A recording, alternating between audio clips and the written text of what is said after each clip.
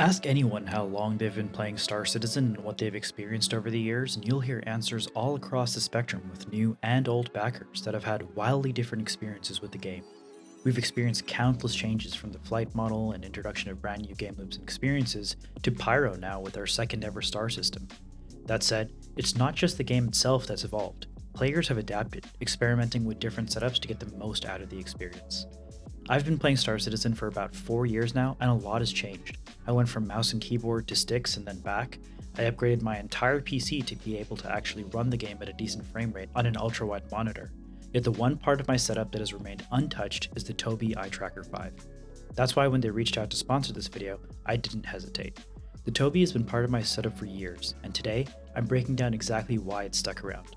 I'll be going over use cases and showing you exactly how I customize my settings to make it work best for me. At the end, if you want to pick one up for yourself, I'd appreciate if you use my referral link in the description down below. So what does it actually do? Battlefield awareness and unbelievable levels of immersion.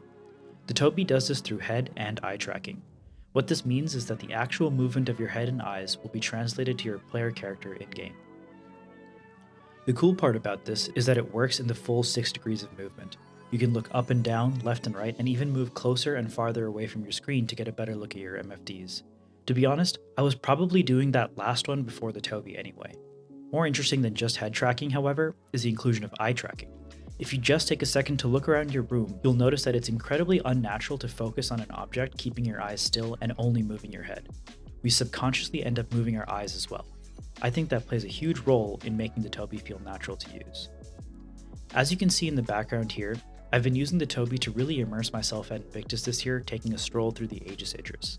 Everything from the sound design of the air blowing past the tower to the lights glowing across the city add a huge sense of atmosphere to the entire experience. The Tobii is the cherry on top. Being able to use your head to naturally look around you as you make your way on board and around the ship is a really special experience. This part of the Tobii is the most underrated in my opinion. Immersion isn't super important for the people who sprint everywhere 24/7 at max speed to make the most aUEC per hour, but if you've ever slowed down to take in a scene, or enjoyed the detail that goes into this game, you'll appreciate what it means to use the Tobii here. Of course, that's not to say that there isn't a really cool advantage to using the Tobii to earn some aUEC as well. The main use case of the Tobii is undeniably the spatial awareness that you gain when you fly through the verse. Most ships in Star Citizen have actually been designed with the idea that you can look around the cockpit. Everywhere you look, there are details that are usually completely missed if you aren't explicitly looking for them. With the Tobii, you can actually sit and immerse yourself in the full glory of what your cockpit has been outfitted with. Even you MISC fans might actually be able to see a little bit more through your letterbox cockpit views by looking around like this. Keep in mind the bubble you see floating around the screen is the Tobii Ghost software, which just shows you where I'm looking. This is primarily a feature for content creators, and don't worry you don't actually see it on your screen. Then there's combat. This is the part where the Tobii undeniably provides the most benefit. Being able to track targets around your ship is extremely valuable, especially if you often find yourself in light fighters. In the fights here, the AI wasn't very responsive, so I simulated what it would be like to end up in a jousting match with them, and you'll notice that even someone with mediocre flight skills like myself is able to keep an eye on my target the entire time. Before this, I used to constantly be viewing the distance indicator between myself and that off-screen target to understand our relative positions, something I just don't have to do at all anymore. I find this to be the most useful during events like Xenothreat, when there are tons of friendly and enemy ships around. Your fleet leader might call out a target, and your ability to quickly look around and find it will allow you to get on target even faster.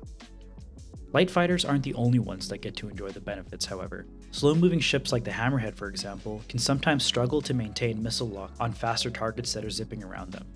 Luckily, the Tobii gives you the option to enable gaze-based missile lock. This means that as long as you're looking at the target, your missiles will continue to lock and stay locked. At a time when missiles are as strong as they are right now, this ability feels even more powerful.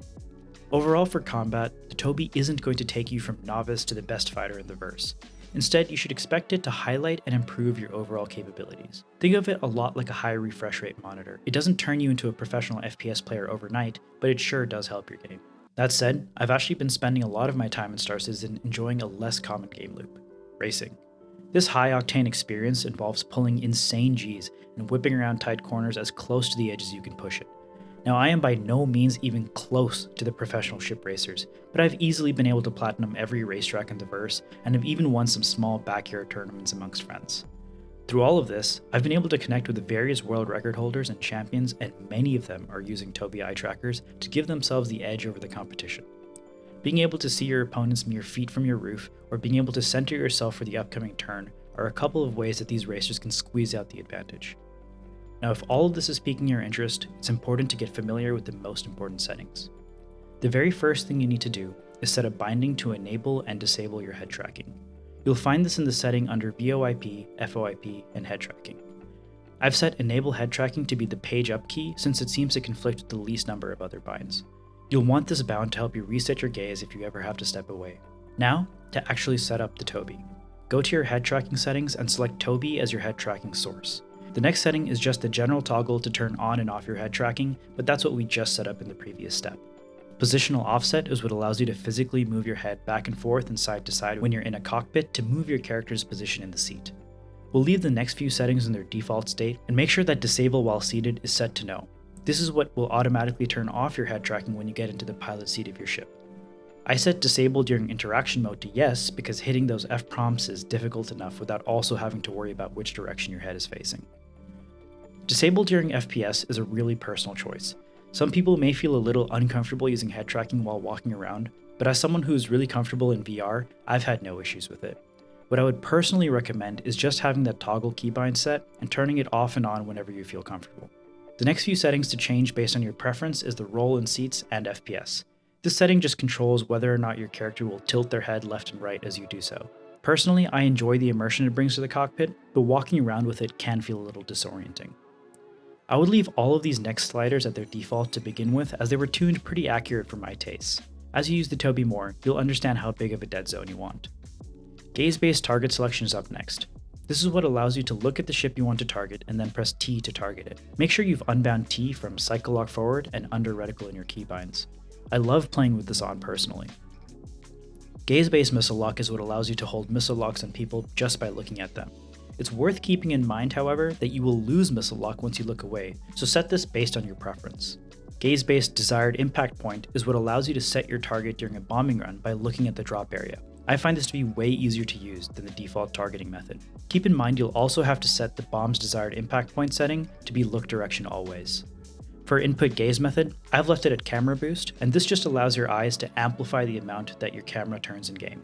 For example, if my eyes are locked to the center of the screen and I move my head to the right, then my character will look right slightly. If my eyes were all the way to the right, however, the character would look far further right as I move my head. I find this setting to be a lot more intuitive than input mix.